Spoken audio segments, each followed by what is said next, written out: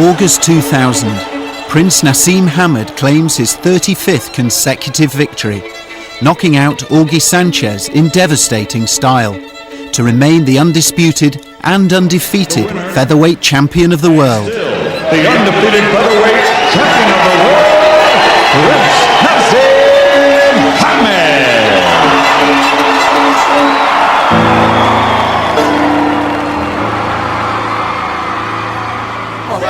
A nice little war, a battle that I prevailed again. Don't ever worry about the Prince, boy. We come out winners thanks to Allah. They took his gloves off Naz so the commission can check it, see if there was any metal or anything. They can't believe the power of him. I'll tell you the truth. I won't let him take the gloves, but I had to. There was about 3 of them. So I give him the gloves. Okay. Thanks, though. Because I know. They can't believe the power from God. They can't believe it. Believe it or not, I don't mean to sound horrible, to sign it being horrible in any way.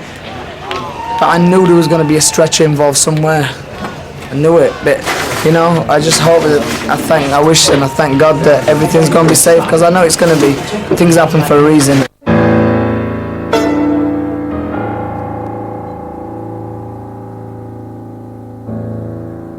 I want Barrera next. I'm gonna knock him out, and I'm gonna make history and bring it back to Sheffield, bring it back to England. Whoop, there it is.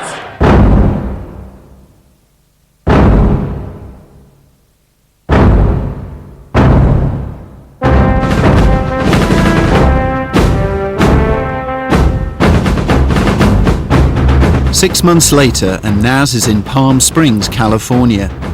He's preparing for what will be the biggest fight of his life against 2 times world champion Marco Antonio Barrera.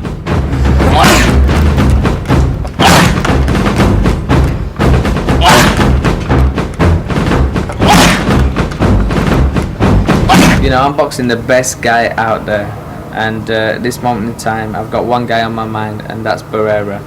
The baby face assassin, Marco Antonio Barrera. Prince, this is going to be a tough fight. Yeah, I mean, it seems to be a very, very tough fight on paper, but I'm very, very confident, cool, calm and collected that I will dispose of my opponent and take him out in style. You alright? Alright. Nice to meet you. Nice to meet you. This could be the toughest fight. This is your biggest fight. Do you ever think that you're too confident? No, not at all. Everybody wants to see the fight. The fight's been on the horizon for over 5 years, so I'm prepared and I'm ready for it. We got some more. It's got it on. Okay. Ed? Come here, please. You see, Jed, I've got to talk to him like that. Follow me up. Have you enjoyed the day? Yeah, I loved it. Training hard, man. So I've got to talk to him in that way and express myself like that to them, because, you know, they're expecting us to come over from England and be dominated by them, and, you know what I mean? That's not happening. It's just not happening, man. Do you not get bored with answering all the questions? This is what it is. It's a job. This comes with it. This comes with being the champ, as they say. You got to do that when you're world class and you're world renowned. 27 years old, a father of 2 and a passionate Muslim, Naz is already one of the most successful boxers of all time, with career earnings of over £30 million. For the next 7 weeks he'll be staying in this luxury villa just outside Palm Springs, once home to Bing Crosby. Living with him is his regular backup team of 6, his older brother Nabil, his younger brother Murad, his fitness trainer Hardcore, Maggie, his physio, Tom, the nutritionist, and Oscar, his trainer. Naseem will feign you. We'll be here. He be here. He be here. He be here. He will surprise you with that one. He be here. He surprise you with this one. He's here. See, Naseem is from every angle. And if he hits you with that shot, you'll be out.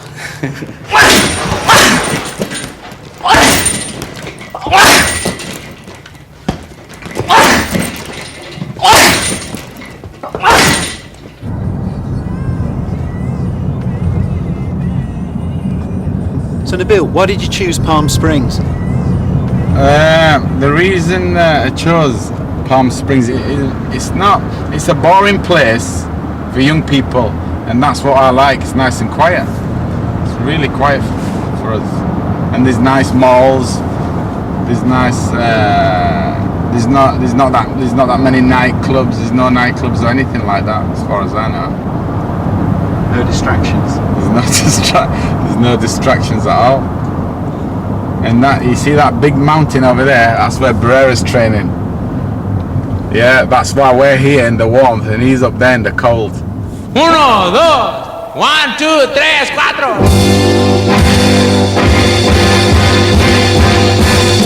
Hey! Pule! Watch it now, watch it! Viejo! Marco Antonio Barrera, also 27, is by far the strongest and quickest fighter Naz has ever faced. He's won 52 of his 55 professional fights.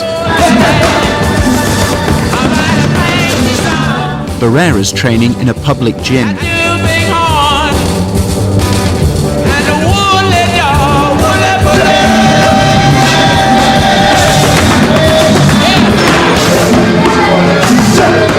I believe Marco Antonio Barrera is the best featherweight in the world.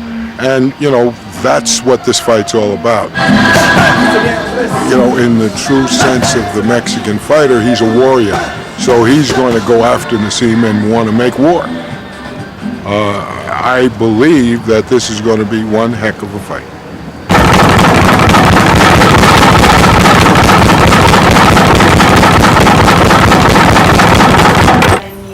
So is fear not in your vocabulary now? Fear. Yeah, fear is. Fear Allah, you mean? Who else can I fear apart from Allah? I can't fear any human being. What's a human being gonna do to me? Got 2 arms and 2 legs and a chin like me.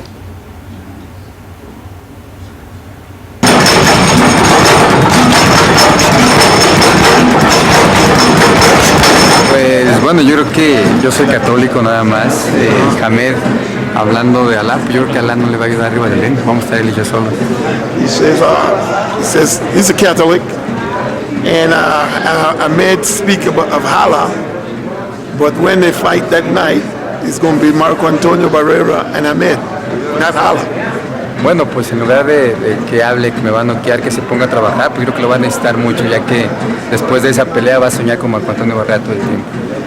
He says with all his talk about how he's going to knock me out and all the things he's been saying, he said tell him to get himself prepared well, because after this fight he'll be dreaming of Marco Antonio Barrera.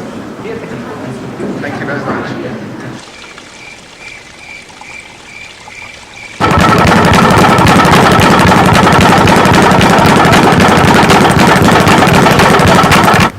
I remember the first day I walked into the gym. How old were you? I was 7. I felt that this looks interesting. And obviously at that particular time I might have seen it on television, but I'd never seen a boxing ring in real life and 2 guys fighting inside a ring in real life before, and that looked to me like, I bet I could do that.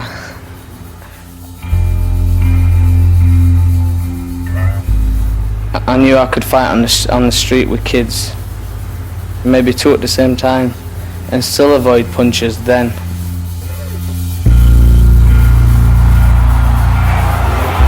Knockdown in both rounds so far. And the right and the left, and I don't think he'll get up from that. It's scored off. After turning professional 9 years ago, Naz has won all of his 35 fights, knocking out 31 opponents in the process.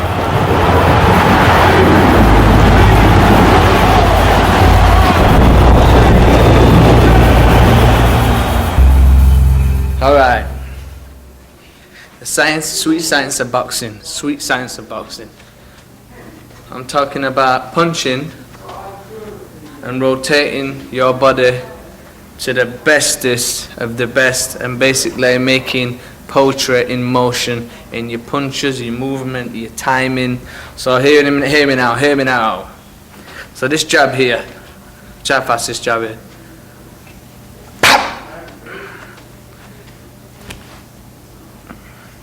Alright, can you see what I'm doing here? This jab right here, and then you see a movement directly after it, is to make my opponent throw a shot after I've threw a shot, and be bang ready, target, balanced to explode with another shot to exploit and expose him, then dismantle him after he's thrown his shot. So this jab is just like a